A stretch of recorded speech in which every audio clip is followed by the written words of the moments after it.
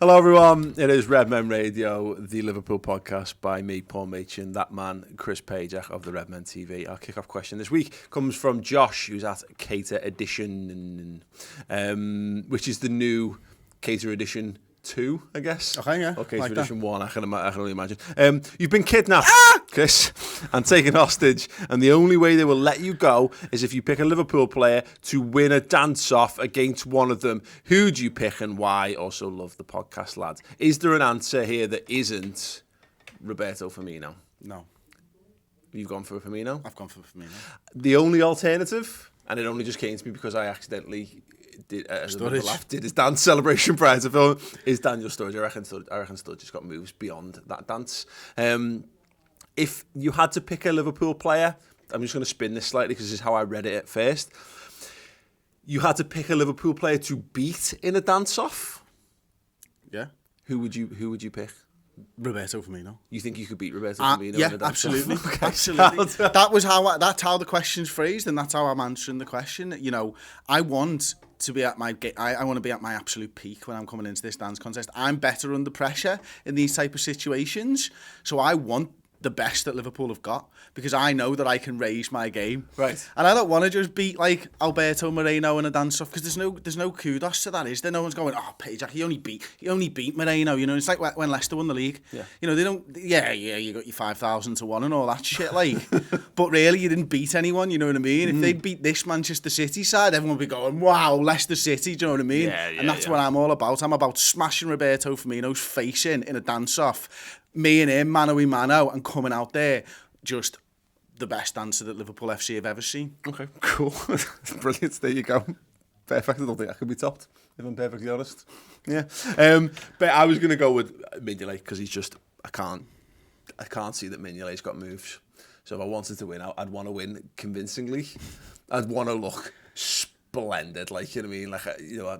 So I was watching Vampirina yesterday with the girls while they were sick. A Disney show about a little vampire, and she had a dance off with, what was his name? Drago, the dancer, and she raised the game to it. So this question couldn't have come at a better time. You know what I mean? Brilliant. News. Episode 4, Series 1, Vampirina, OG. Paulo Dybala is being strongly linked with Liverpool. How strong it is, I'm not really sure. We've covered this on the Reds transfer roundup special over on the redmentv.com. A lot of people are talking about it. It's international break, naturally. It's been I've seen people reporting it. It's been reported here and here and here. It's Tuto Mercato, I think. So I'm sceptical, although it's been said, and I don't know how true this is, that apparently they were the first to break the Fabinho stuff. So, you know, bully for them. We did a good debate. I wanted your opinion on this. I know you're a big Dybala fan. Dybala? Yes? Yes, no? please. Maybe. All day. Where does he play for us? For us, 10. Yeah. So he's one of them where you just jettison 4-3-3 to put Dybala Do you, though? in there. I don't know, because I think the easy answer is yeah, why not? You know, we've seen us play well in 4-2-3-1 this season. We've come up against some opposition that maybe have worked us out, and we've changed back to get a little bit more out of our attacking players and stuff. But, you know, when you talk about 4-2-3-1, when you talk about 4-3-3, really it's the fourth man that joins the attack that breaks the other team down, doesn't it? That's what it becomes difficult to cover and stuff. So for me, whether Dybala's brought in as a 10 and plays deeper, or what, I don't know. We've seen Wijnaldum do it. He's dropped. You know, we've seen Shaqiri, talked about him playing in centre midfield. Dybala is this big, which is an issue. Yeah, it is, maybe. But so's David Silva. And he's one of those players where you go, the touch, can he play in centre midfield? Would you have said 10 years ago David Silva was going to be one of the best centre midfielders in the Premier League? No. Is he? Yes. Yeah, I think the interesting thing for me is that if we play 4-3-3, I don't think he fits in. That's kind of his problem he's suffering with at Juventus this season. Like, his goal scoring has dropped off a cliff. I actually wrote it down. Last season he scored 26 and 46 in all comps, 22 and 33 in Serie A. He's only got 4 and 25 in Serie A this season, but he's playing on the right for them more often than not this season. So I don't think he necessarily fits perfect. I don't think there's a position in our 4-3-3 that gets the guaranteed best out of him. But he'd be better than anyone else we've got to play the 10 if we played 4-2-3-1. And you think about the issues we've had with Roberto Firmino. You did a lot on it this season. How he was performing really well for the team in the 10. Dybala will score you 20 goals from that position. For Firmino won't. And that for me, if you wanted to move back towards that, if we wanted to have that formation as our, we play 20 games a season in that formation and we want to beat everyone 5-0 who we're playing, then just go. The other thing is, I don't know, listen, none of us know what Klopp's plan is for next season. I'm not sure Klopp does right now because I think he's so focused on this season. Obviously, he may be looking a bit further forward than I'm giving him credit for, as he is a top Edwards manager. Certainly will be. Yeah, definitely. But is there any reason Dybala couldn't play the Firmino position? That's an interesting shout. Definitely, that we talk about him playing in multiple positions. You wouldn't necessarily want him playing wide left or wide right, but he can. He's doing it for Juventus, so he's clearly good enough to do it. Whether he's not doing it to the level that Salah's doing it or Mane's doing it for us, playing wide, of course. But you're right, he scores goals as the 9 and he scores goals as the 10. Could he be a 9.5 Liverpool? Again, my slight concern is I think he's a little small for the Premier League to be leading the line in that regard, and it's telling that Juventus, I think, you've used them less. They themselves have used him less as a centre forward and more as a 10, as in recent years.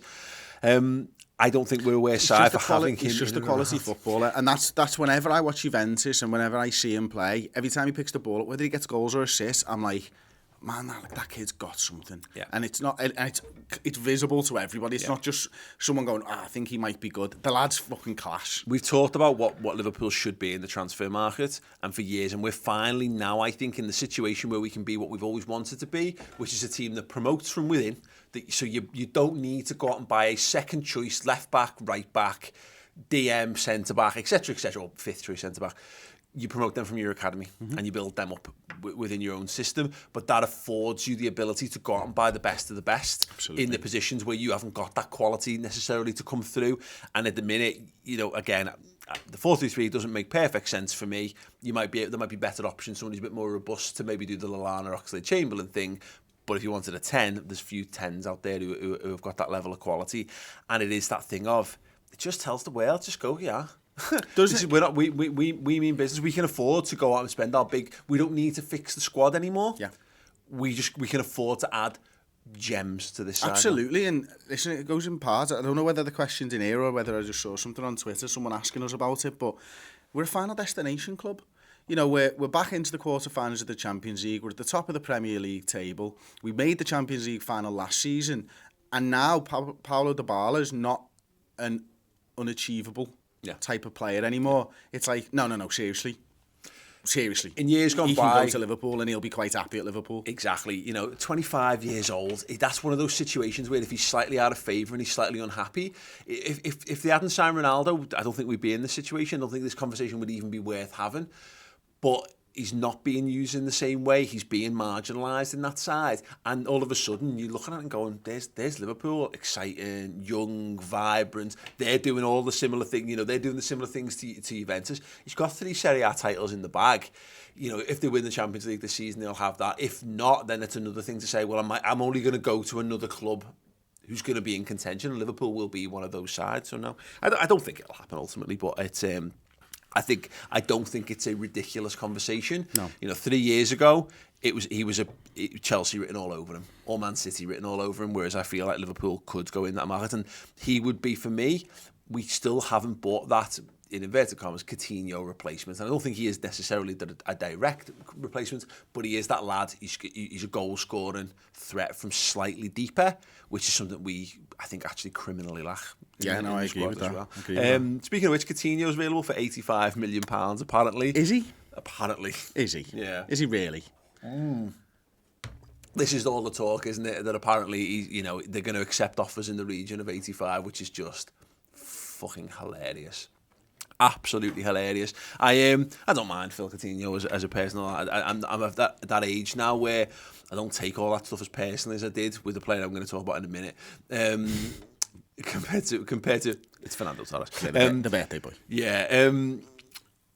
Personally, I keep going back to this. We've said this before. If we could have got him in January on the cheap, just for the sake of having a lad who would have fit in with what we do, I've seen people talking about it. I can't see Jurgen Klopp wanting Felipe Coutinho back at Liverpool. I think he's, he hates working with players that he's already worked with. He made there was a great comment, so you can take this one of both ways in his press conference leading up to Bayern, where he was asked about Liverpool don't score goals from outside the box anymore. He basically said 60% of those came from Philippe Coutinho, the shots that he would take. He's not aware, he's fully aware of what type of player Coutinho is.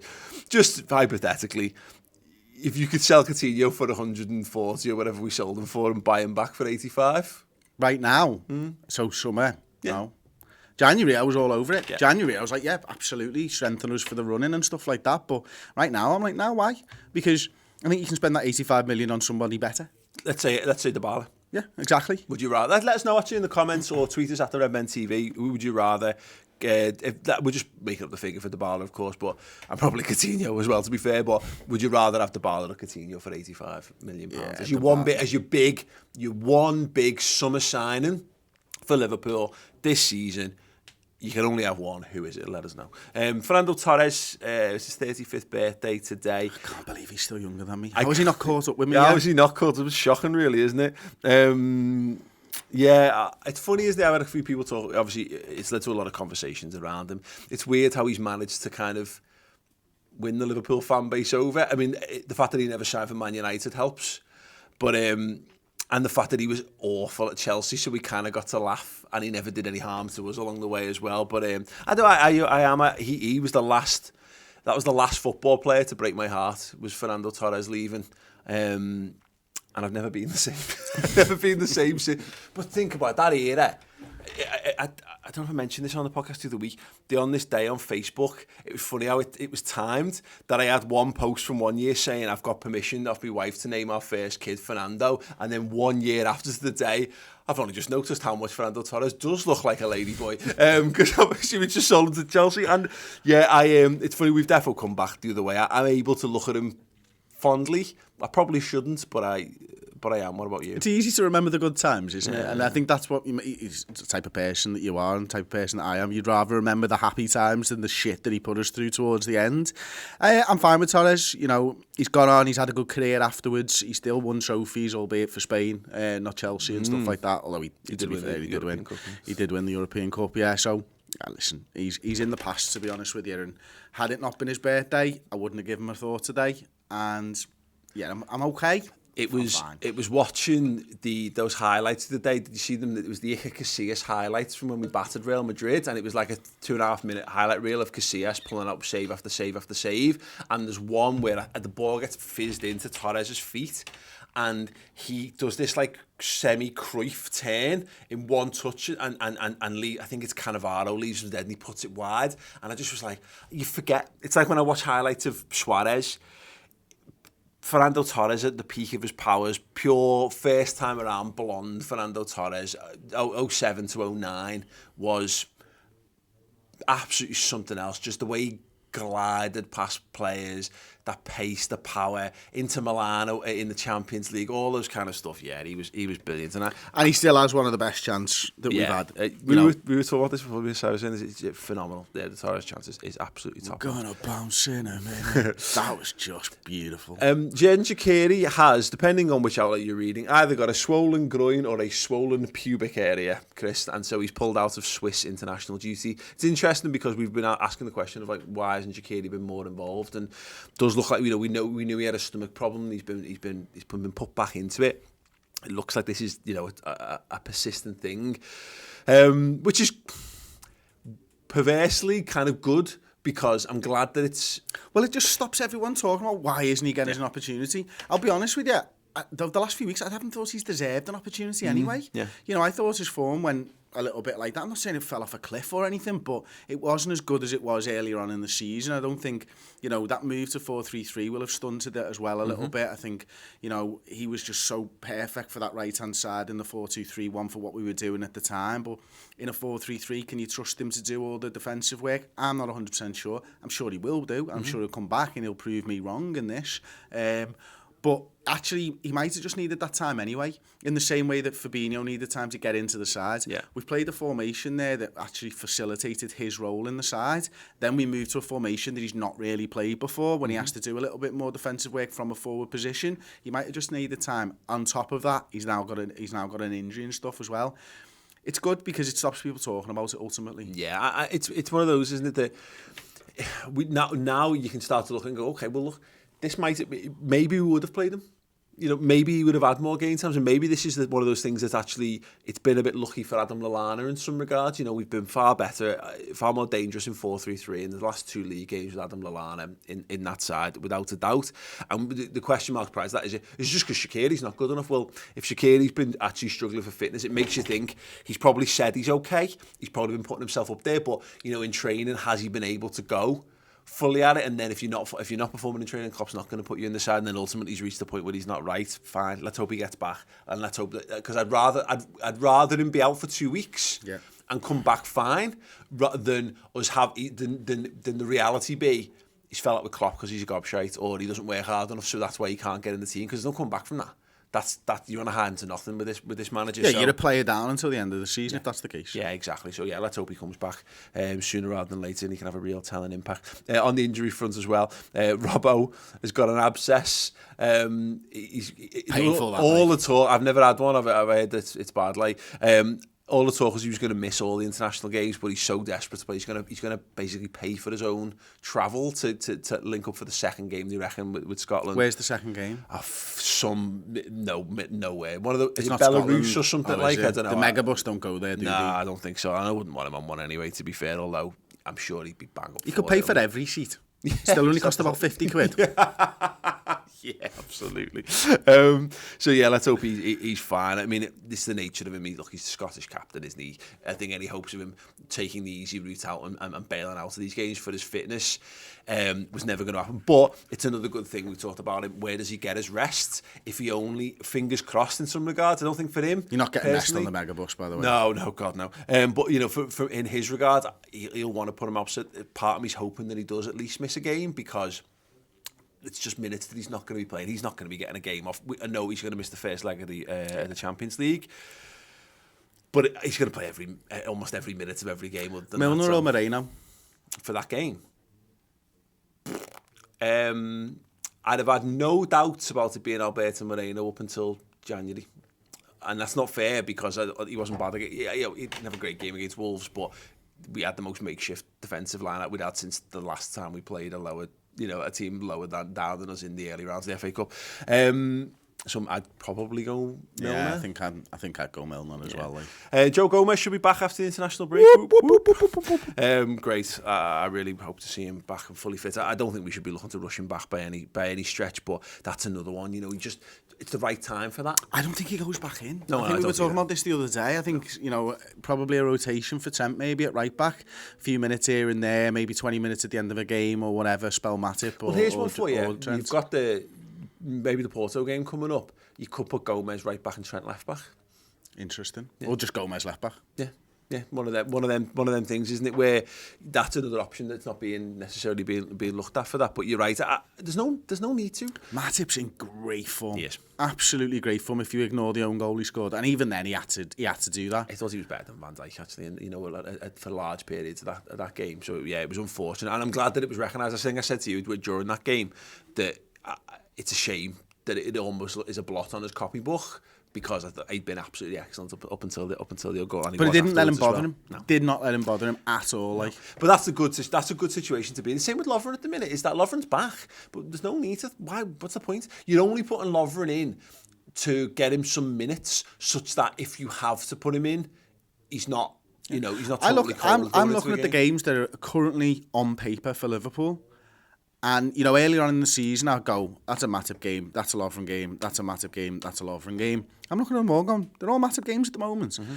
Had Tottenham and Chelsea maybe been away games, I might look at them differently. Yeah. But with them being at home, I'm like, yeah, Matip. This could be one of those situations, though, where it happens, you call it like teacher holiday syndrome, where every teacher gets ill the second they get to a major holiday, because they've just been scrapping the way through, staying on top, getting blah, blah, blah, and they all get holidays and they go, bleh. Like Matip finally sees the reinforcements arrive and just goes, jelly-limbed collapses to the floor. Like one of them fucking car things. Yeah, but like when you just pull the plug out and like the waving car, inflatable tube man just goes...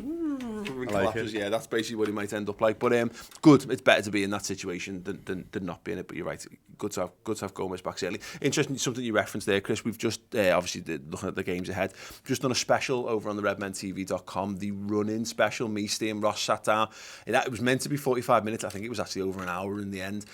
We were talking about all the remaining fixtures. We were talking about and work out who City are playing, the order of things, how things were likely to go, factoring a lot of the conversations, looking not just at who we were playing and who they were playing, but how the fixtures fell for the teams they were playing as well. So like a great example of this is we've obviously got Chelsea after the first Porto game, and they've got Crystal Palace, but Chelsea will have played the Thursday before that, haven't played Slavia Prague, etc. So really interesting, proper in-depth, really in-depth conversation about all that stuff, and it made us all feel loads better about how things are going to pan out. It's tasty. It's going to be very, very tasty, but that's over on the website, so go over there to redmentv.com, sign up and watch that. And there is, of course, the Reds News Roundup special, more in-depth chat about Paulo Dybala and what he could do and what he could fit in, and the Sadio Mane to Real Madrid stuff. Is that special out now? The special will be out. If it's not out now, it will be out very, very shortly. So today, on the website. Excellent. So, yeah. Okay. Driving home. Why not? Yes. Podcast app. On the way home. Yeah, exactly. You can get the audio version or you can get the video version. It's free for the first month. So have a look. See how you get on with it. Some brilliant stuff coming up between now and the end of the season. Perfect time because the Reds are as close to perfect as making odds. We've got a sponsor this week, Chris. We do. It's Tokyo time, baby. In case you haven't noticed, and you won't have noticed if you're listening to the audio version, but if you're watching on YouTube, you might have noticed that we did a vote. It was 3 weeks ago now. We were sat here together. We asked you to vote on which of the Tokyo Time hats Chris would have to wear the next time we sat here together. You cast your vote. Thank you. You screwed me over. Well, you screwed me over. You screwed me over. All of you screwed me over again. Yeah, thanks very much. All I asked was that you didn't vote for the all black one, which was like, I mean, look, it's a nice hat, but that all black one there's levels to caps, I think, and that one I love a bit. I've got the all black Liverpool shirt from this season. That black cap is fit, but no, Chris is wearing the pink one. I'm wearing it splendidly. I thought so. You want to tell you what it's a mark of a good hat, Chris? What? Is that you sat here wearing an all pink cap, and look, let's be honest, you're not a metrosexual man. You're not one of them. You're not like Bailey. You're not like one of these young hip lads. You're not like, with the skinny jeans and turns up and no socks and all that kind of fella. You're more. I can't fit into skinny jeans though, Paul. That's why. No, I've tried them. I can't get them past my calves. They're just cool. They're just boot fit, aren't they? Skinny ones. But I've taken a few pairs into the old changes. What I'm driving at is that there's nothing wrong with the pink hat for people who've got that type of style. It's just not your style. But the trick is, even though it's a pink cap on a very much a man's man that you are, Chris. A man's man. That's like the nicest thing you've ever said about me. It's still a bloody good cap.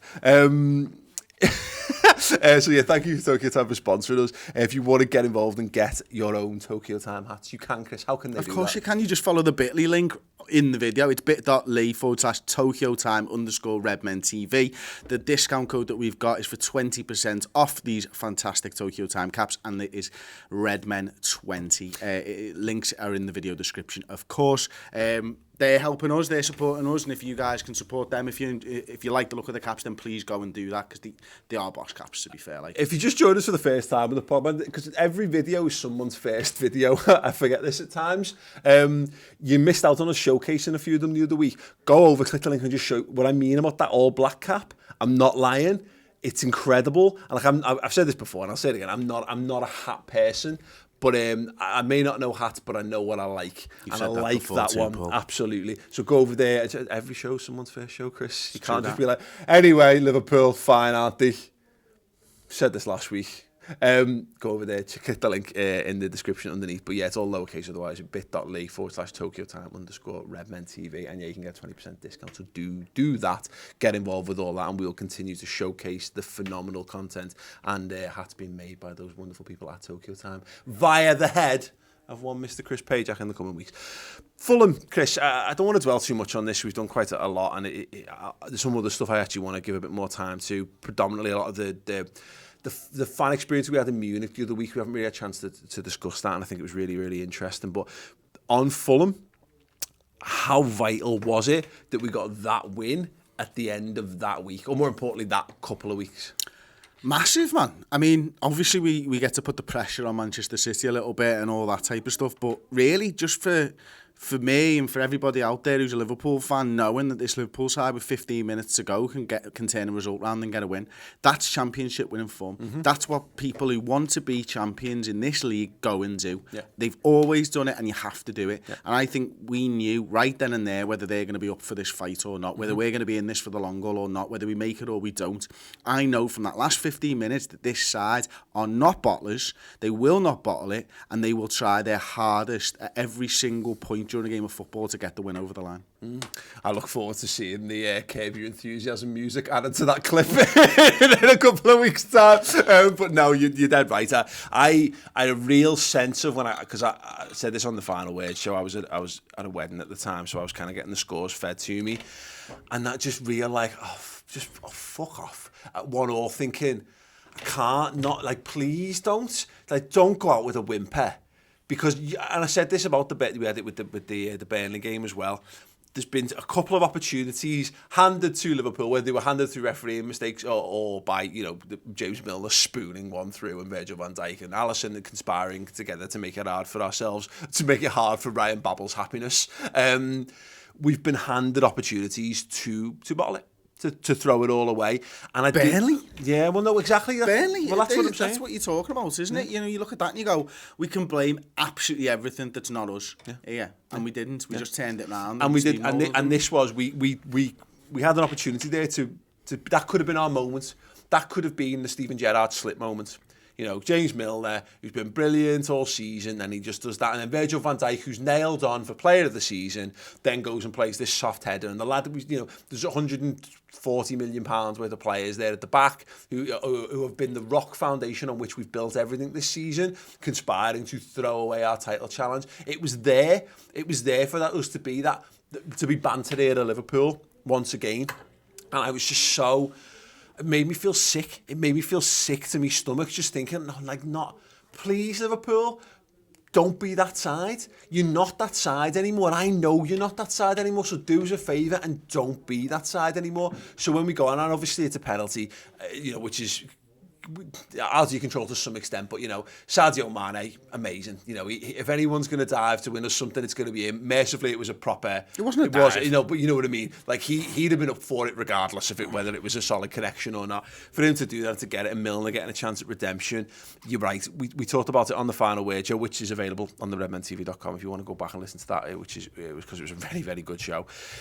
Is that the narrative becomes, as you say, Liverpool have showcased their battling qualities. Liverpool have showed their never say die attitude. Liverpool have shown a willingness to fight to the bitter end, a determination to make sure that no matter what happens, they're going to be in this title race. And it could have instead of the story being Liverpool have basically cut their own throats. Yeah, and that's all you need, isn't it? As a Liverpool fan, you need to be able to hang your hat on your sides and know that they're not going to go missing in the big moments. This Liverpool side won't do that. Yeah, and the best thing about it, of course, is that we've got Sadio Mane there who's absolutely flying, and it's mad because Mo Salah's getting a bit of criticism at the moment. You look rightly or wrongly, I think you can look at it. You can choose to look at it whichever way you want. I think we've mentioned this before. Mo Salah, the goal scorer, has been really disappointing for a few weeks. I think whatever it is in front of goal, he's lost that little magic touch. I think his all-round play has been from between phenomenal to a bit so-so during that period. Roberto Firmino's kind of getting by being Roberto Firmino. If we were reliant on those two guys last season, first and foremost, our top two goal scorers, we're now in a world where Sadio Mane's just gone, don't worry lads, flexes, pointing the direction of the goal. I'm going to go that way, and I'm going to slot a few goals for us. Well, listen, that's what being a team is, isn't it? You know what I mean? You can say it from the defence, you can say it from the midfield, you can say it from the attack. Who's been the standout players this season? Well, all right, you've got the one goalkeeper, that's it. You've got Virgil van Dijk at the heart of the defence, but Joe Gomez has done really well at right back this season. Trent's done really well at right back. Left back Robertson's stepped up during games where Trent hasn't had a good game. In the midfield, Wijnaldum's been the star performer. Fabinho's been the star performer. Henderson comes in for a game against United and and plays really well, for example. And then the front three, of course, they're all going to have spells where they hit form and where they don't. Right now, it's Sadio Mane's term, but that's what having a good squad and a good team does. Yeah. That's what Liverpool have got at the moment, and we should get used to that, because it's going to be like that, hopefully, for the next few years. Yeah, and that's the beauty of having lads at the absolute peak of their powers, at the top of their game, in that side. We're no longer that side, where... Did you want us to be fucking reliant on Steven Gerrard forever? I mean, it used to be a criticism. Yeah. Now, when we've got 3 players who can all take an equal share of it, everyone's like, oh, but Mo's not playing well. Hang on a minute, fucking Sadio's banged 11 in an 11 over here. That's Do you know what I mean? Well, we're now in a situation, you're dead right, where Gerrard was the talisman for so long, and if you didn't like that, if you wanted to be a bit more of like, a bit more manly man, you could have your Carragher kind of thing, but obviously not. You weren't getting quite the highs from that, and you had a couple of players along that way. So you had your Fernando Torres, your Luis Suarez, etc., etc. But like you're right. At this point, I don't know if I was like 12 again. I don't know who I'd want on the back of me shirt, and that's a testament to how many amazing players that we've got at this point. And it's funny because I don't think we've got it on the podcast, but I actually want to talk about it now anyway. We've talked about this. We were only 4 months away out since talking about Mane probably being the weak link in the front three. Well, it's the first question in the next show, but we can move it in here if you want. Yeah, absolutely. It's an incredibly difficult question to answer. So Andrew Cowley said a lot of people thought Mane was perhaps the weakest link of our front three, but based on current form, he's performing as the best. If you had to replace one of the front three for next season, who would you choose? I mean, I don't really want to get into like we're slagging anyone off or whatever, but it's funny how it changes, isn't it? Because right now, I've been saying all along, we need at least an understudy for Mane and someone who's going to grow to get better than, because I thought we've kind of seen the limit of it, because he's at that age now. He's not going to get much better, is he? He is about 20 goals in all comps is about his level, which is a phenomenal level for a footballer to be playing at, by the way, no matter where you play. Centre forwards who've made careers off that. Michael Owen didn't score many more than, He scored 18 in the league and won the Golden Boot one year. Exactly. So at this point in time, and again, it's funny how it goes, Roberto Firmino, for me, is the one. If I was looking to, because you're going, how are you going to buy someone who scores more goals? You're not going to buy someone who scores more goals than Sadio Mane on the left. You're not going to buy someone who scores more goals than Mo Salah on the right. Firmino could probably score more goals. So that's literally where it falls down. That's where it falls down for me. If you could get Firmino with a yard of pace, that's what you'd get. But I don't know. I don't think I could pick at the moment, is the honest answer, because I asked a question on a show a few weeks ago. I don't know whether you're in the show or not, but I said, who does everyone think is the most important player to Liverpool at the moment? And actually, I don't think you were there. I think the 3 people I was hosting the show said Virgil van Dijk, and I said Bobby Firmino, because I still think he's so important to the movement of the others. And I'm not telling you anything that you don't know here, by the way. Every Liverpool fan knows how important he is. But then I'm starting to come round to the mindset of, I actually watched Mane do a great impression of Firmino, and I'd say that it wasn't an impression of him. He played the number 9 role perfectly for what this Liverpool system wanted. I've seen Mo play the number 9 role really well and get into that over the course of the season. Now, can Mane do the number 9? Yes. Can Mo do the number 9? Yes. If Bobby's moved out right or left, is he anywhere near as good as the other 2? No, he's not. Is the honest answer. But I still wouldn't want to get rid of Bobby Firmino. So I'm now looking at it and going, let's just keep these forever, boys. Yeah. Is that all right? Yeah, absolutely. Okay, sounds we're in that situation that I think that Barcelona have been in for years, when they hit the players in the peak years. So when it was, say Ronaldinho, young Messi and Eto'o. Let's say it would have been probably the longest spell, because Zlatan didn't really do it there, or Neymar, Suarez, Messi. You need to have another lad, between 1 and 2 other lads who can play in the front three, because they can't play 60 games a season. But it's almost impossible to go out and buy better lads than that. So you end up in a situation where people come and they don't quite scale the heights, or you've got loads of promise but don't get the games to fulfill it, etc. Let's be honest, that's where we're at. It's going to cost. That's where we want to be at. Yeah, exactly. How much is it going to cost to upgrade our front three? It's basically impossible without buying someone who falls into a bracket of player that Liverpool can't really go and buy. So you're either buying someone who's already proven world class, in which case you're probably breaking the world transfer record, or coming close to the world transfer transfer record to get them. And really, you're only going to get 2 years out of them at the peak of their powers. So, Gareth Bale. I'll tell you what, who's a really, we were talking about him earlier on, but this is the same thing with Juventus and Dybala and Ronaldo. They put Ronaldo in, they facilitated him, but where their best player is now playing at nowhere near the level.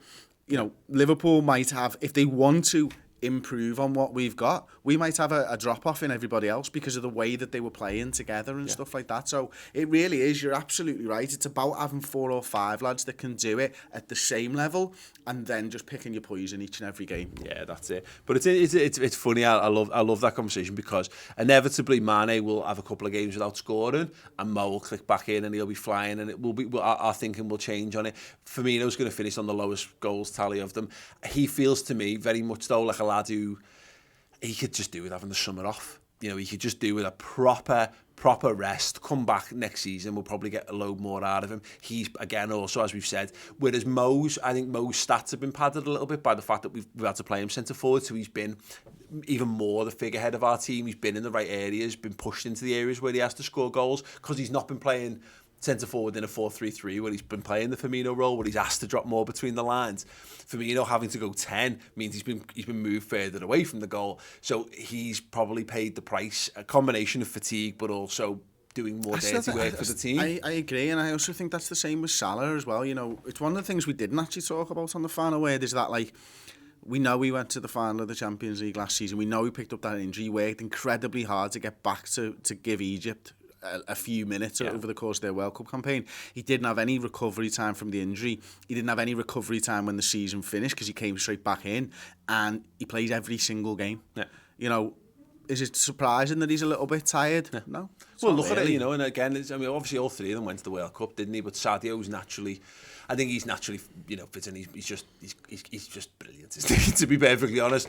So, you're right. It's amazing that Salah's able to perform at the level that he's performed at, to be perfectly honest, and it's probably mental fatigue in it as much confidence as and everything, isn't it? Yeah, because you do mental fatigue stems from physical fatigue as well. It's easier to get yourself buoyant when you're feeling absolutely tip top, whereas if you're a little bit down in the dumps as well, or things are hard, it's hurting a little bit more to get out of bed because you've worn yourself down a bit.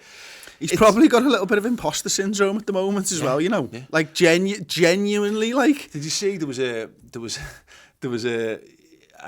thing I find fascinating, actually. I don't know where I saw a conversation about. It was on Red Letter Media, and they talked about how there's people out there. You get the people who go on X Factor or Britain's Got Talent, and they think that they're absolutely incredible, but they're so stupid that they don't realise how terrible they are. But what you actually have is the exact opposite of that, which is, I say, imposter syndrome with people who are amazing but don't believe that they're good enough to do it. Mo does strike me as I think he's got that real elite streak in him, but he does at times. You can see it in his demeanour on the pitch. Sometimes he's laughing and smiling, other times he just seems dead angry and pissed off with himself. He could do with probably just leveling out a bit, but that, I think, once he gets himself back in the zone, he gets that 50th goal and he's going to fly again. Yeah, I think. But as I said on the final word, I can't see it. I think he's trying too hard at the moment, and it's just going to happen for him. And when it does, it's just going to be the way. It's going to be one of Mo Salah's most forgettable goals of all time, and then we'll have forgotten this drought thing. And if Liverpool can get Mane plus one or two of the others, all this talk we've got about how good our end of season could be, there's no limit to what we can do with the end of the season if we get those three lads going. But yeah, a bit off topic for Ander, but thank you very much for the question nevertheless. We're going to move on. We're going to talk a little bit about Munich because we didn't really get a chance to, not so much the game but so much as the experience of doing it, which I thought was fascinating. Before we do, Chris sat down to do his absolutely exceptional newsroom podcast last week with literally nobody, Paul. Did you know? No, I was in Munich with you. Of course. Did no one do it? No. Great. Brilliant. No newsroom podcast last week. Fuck's sake. Also, as you say, the Jordan Pickford stuff, which, well, it was out. Let's start there because why not? It was a bizarre moment of madness from England's number one, and I don't know why we didn't get sent off. No, I don't. It's not even being dramatic. I don't know what the rules are anymore. I don't know how someone can. Well, first of all, got away from the decision. He's fumbled the ball again. and near enough handed Newcastle a goal. His personal performance, I thought, was immature, which is...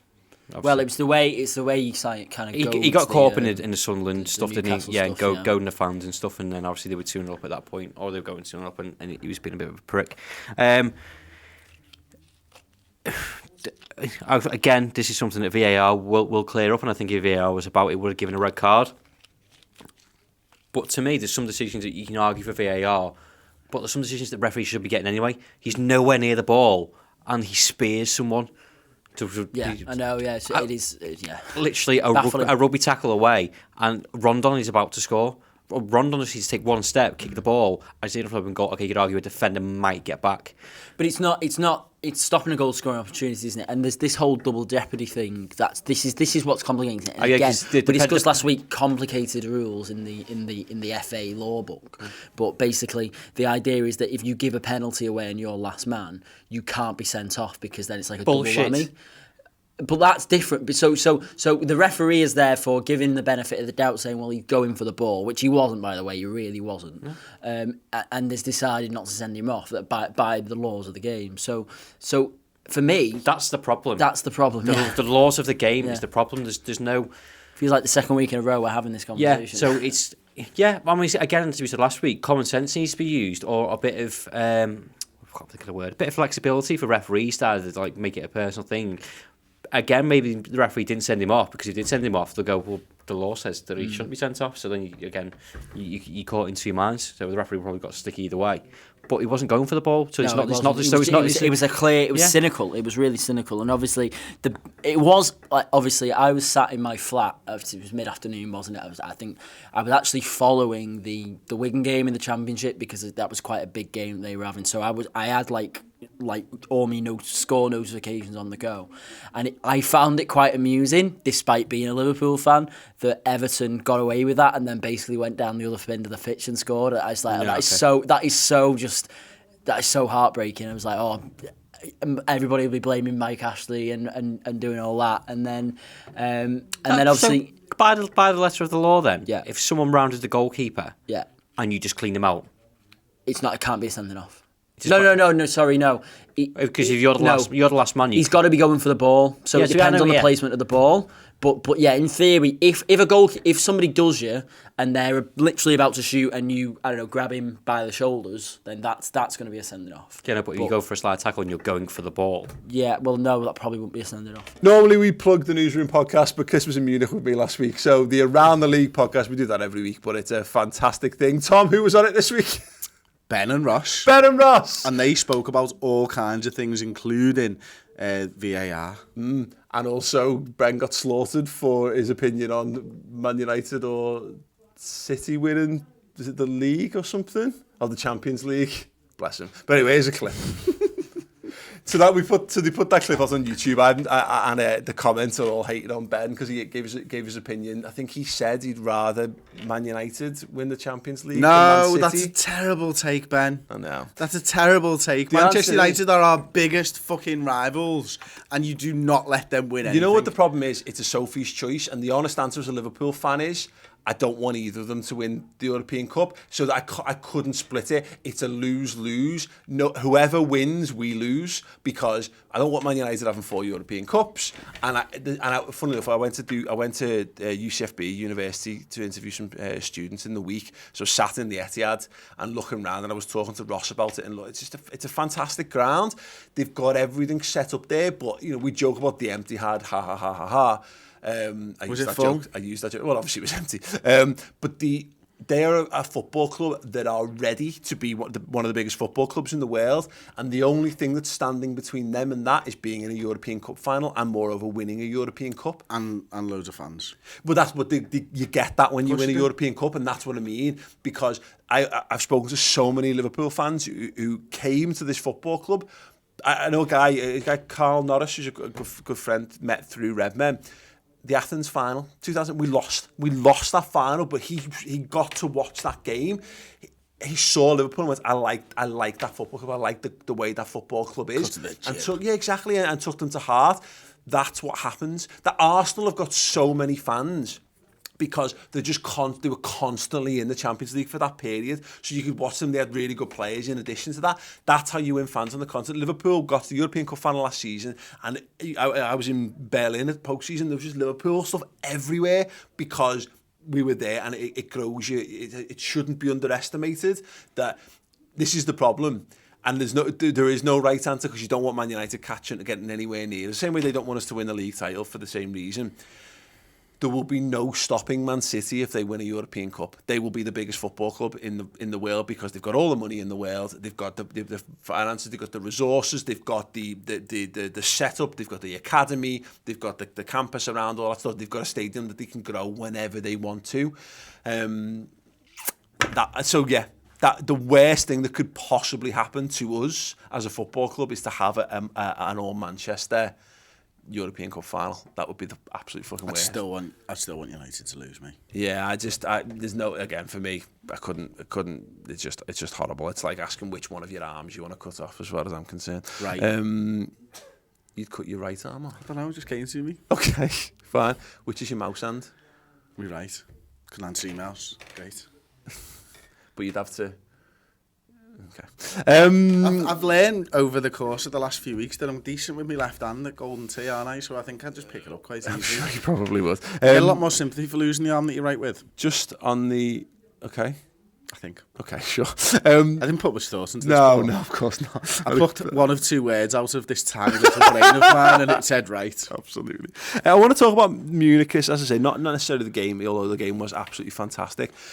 I was absolutely blown away by the experience of going to that game. Now, I went to the Allianz summer before last for the Audi Cup and thought it was fine. It was tarred a little bit by there was a big issue around backpacks, and they wouldn't let in, and we had a real struggle getting the cameras in and what have you. We didn't have that at all. We didn't take the cameras this time. I expected Bayern Munich, because of the fact that they are the Manchester United of German football, they are absolutely loathed by everyone who's not a Munich fan in Germany. They are this I expect them to be this massive, soulless conglomerate entity like Manchester United are. You know, big stadium with loads of people who just go to, you know, because it's a holiday destination, because it's a bucket list thing, not because they are diehard fans of that football club. And I went, and every single thing about that as experience, going as a fan, and moreover going as a travelling fan, I thought was as close to perfection as certainly as I've seen from following Liverpool. Exactly the same, and listen, we've spoken about it already, so you know I'm in exactly the same boat here, and you know it's everything about it. It was just chatting to people in pubs and bars, and just having a general chat about the footy with them. We went to the ground, and you said to us, you know, we weren't with you at the time. Me and Aubrey got a train there.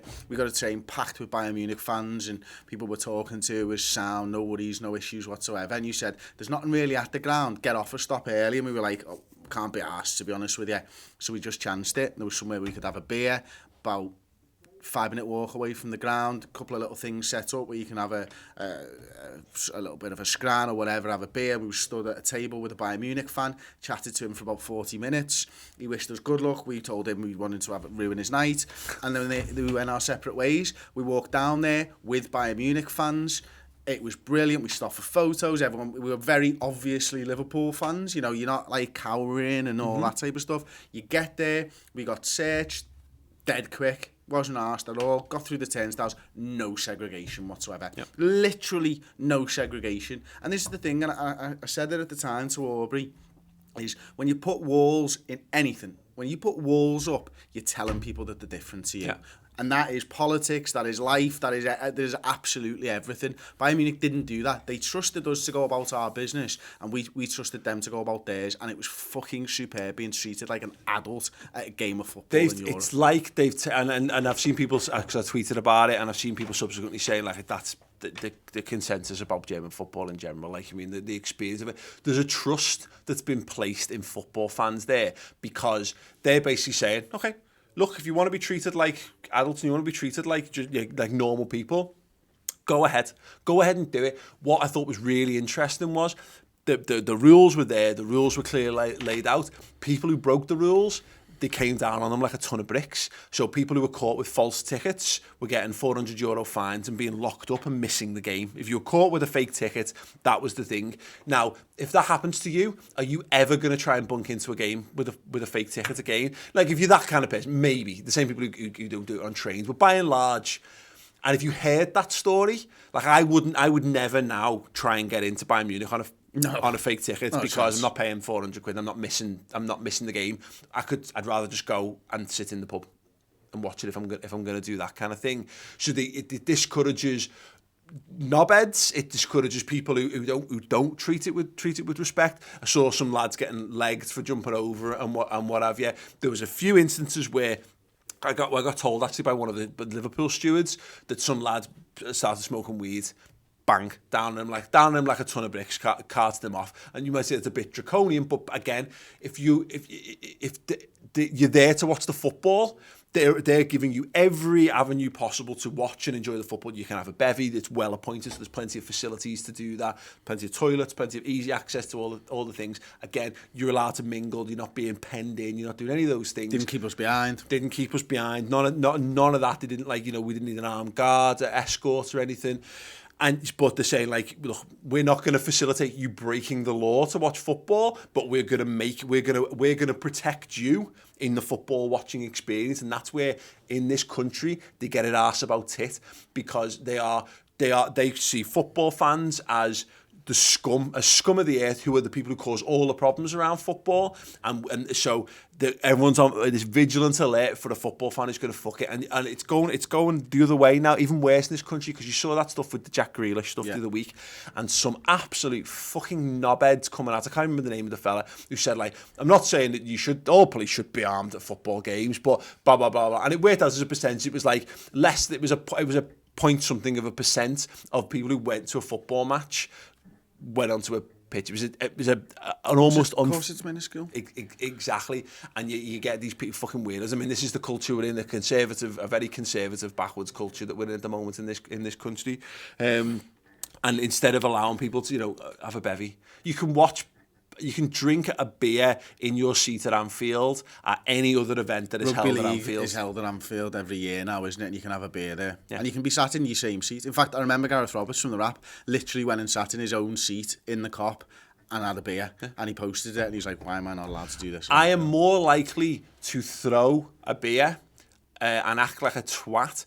I'm more likely to throw a bevy at Gary Barlow in the Take That gig than I am at a Liverpool game. Let's be perfectly honest, because let's face it, it's secure. You're going to get it. But this is the thing: increase the punishments for people who break the law and break the things, but trust people to do it. And that's the thing. It's going to take a while. It's going to take trust, and there might be a little period where there maybe is a bit of problem, and some people do take the piss. Like the safe standing stuff as an example. I've been in safe standing, and I saw some lads standing on the barricades, and it's like, that's the reasons why they're the people who are why you get in trouble with in England. But all you do is, anyone who's caught on it, you go, right, you've got a 2-game ban, 2-game stadium ban if you use it in a stupid manner.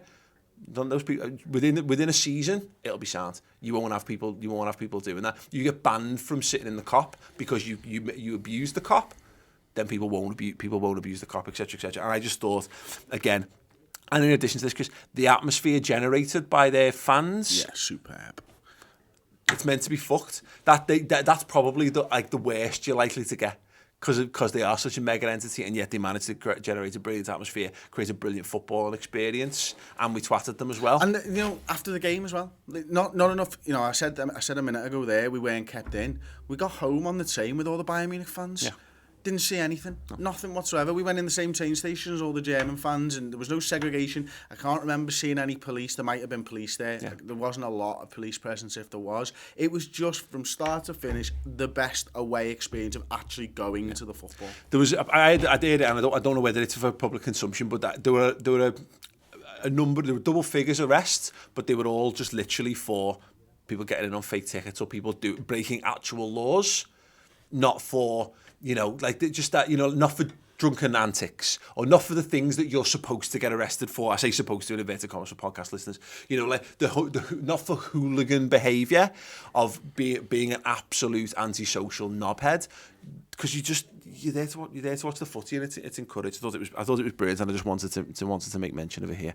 Have you got the scarf, Chris? Of course I've got the scarf. Yeah, so we want to do a little shout out for the 12th men. They've invented this. It's a singing Liverpool scarf.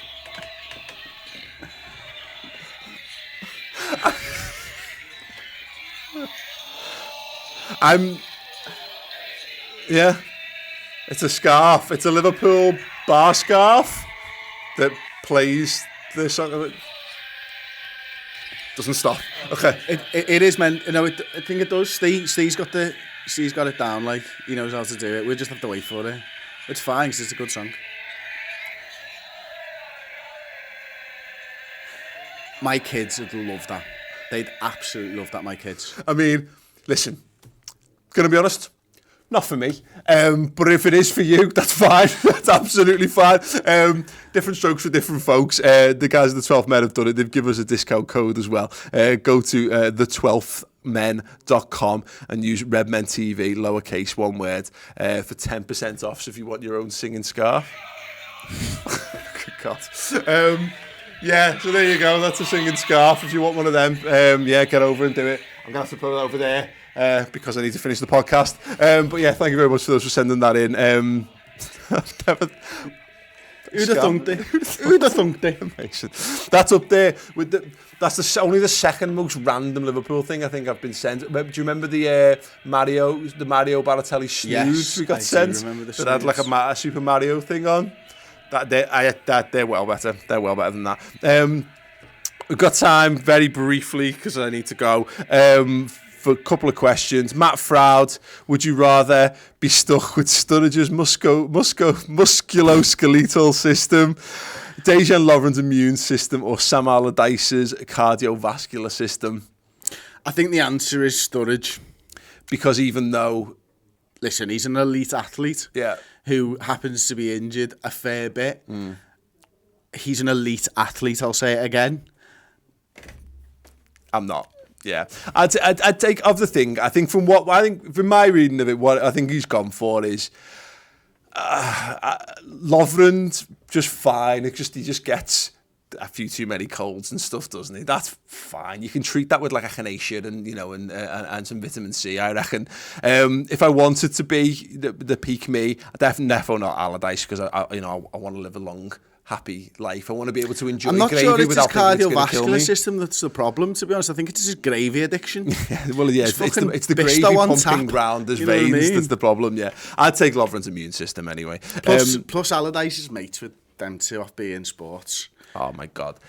That every time I see a beIN Sport, it's like they know. It's like they've hired them just because they know it's going to make any rational football fan lose their head whenever they say some absolute shite. But anyway, we digress. Brody Kiernan, would you rather have to run Toffee TV or have Toffee TV run there's only one answer here, and it's to run Toffee TV for them. Toffee TV would be incredible if we ran that. We'd run that better than them. They couldn't possibly run this better than us because this Redmen would be so dour and miserable if they were in charge. It's true, boys. It's true. Bless them. Anyway, Toffee TV EFC on YouTube. Go and check them out. We love them boys. Toffee TV EFC 1 on YouTube. Is it? Still got the 1 at the end.